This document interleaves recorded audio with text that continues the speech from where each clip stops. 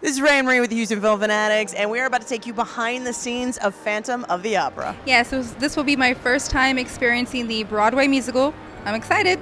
I am excited as well. We are actually going to get to talk with the actual Phantom in tonight's production, Chris Mann. You guys might recognize him from The Voice, and as well as the director, Which is Casey R.T. Graham. Absolutely. So check out all of this behind the scenes footage. You're not going to want to miss it.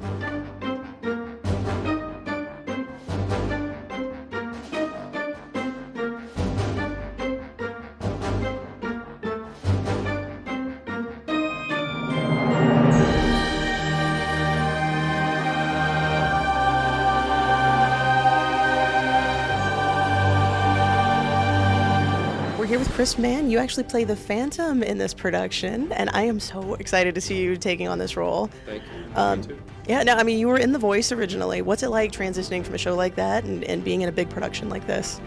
Well, I grew up doing musical theater and performed on stage for years and years and years before The Voice.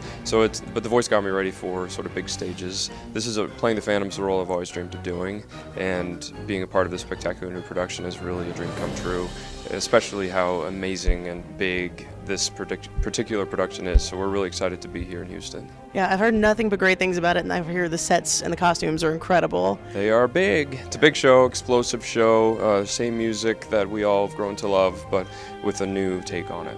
Now, this was actually the musical that got me into musical theater and being a big fan of it. Do you have a particular show that you watched when you were younger and you're like, oh my God, this is what I want to be a part of? Of course, I'm a child of the 80s, so of course Phantom was one of those shows. But I would say the other one would be Joseph in The Amazing Technicolor Dreamcoat. I ended up playing him in high school, but that was the role I always liked to do. And the same composer, so apparently I like Andrew Lloyd Webber.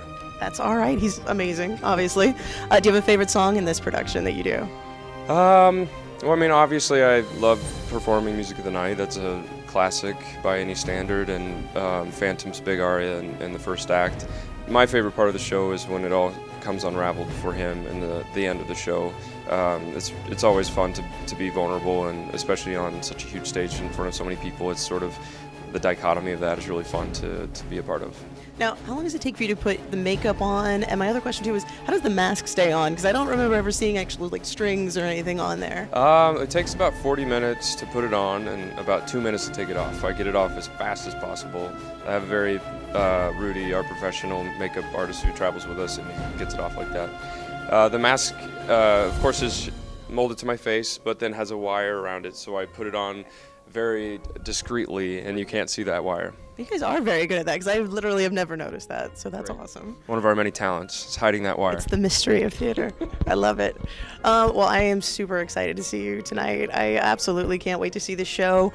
You guys are definitely not going to want to miss Chris Mann as Phantom and Phantom of the Opera. Thank you so much for talking to us today. It was a pleasure meeting you.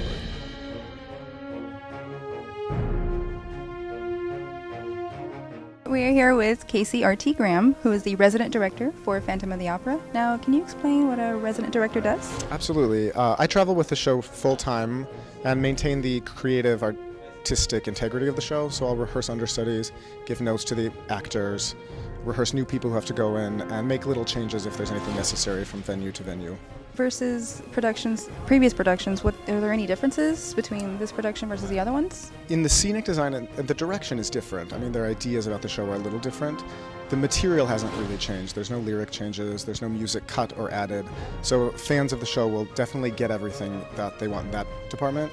And I think they'll be pleasantly surprised by the new direction, which tries to make it a little contemporary and appeal to a younger audience as well as Phantom fans. Nice. Now, can you explain a little bit about the set? The set is incredible. It is. It's beautiful. It's redesigned from the original production, and it's designed really cleverly to move sort of in a circular fashion, so we can bring new scenes out very quickly, and there's never really a blackout in the show. It moves from one moment to the next really seamlessly.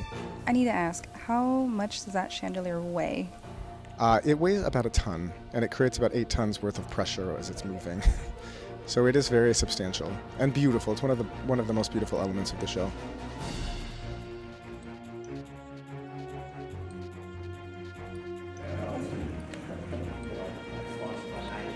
You don't see that like when you're watching it in the audience, but you know the detail, of course, though.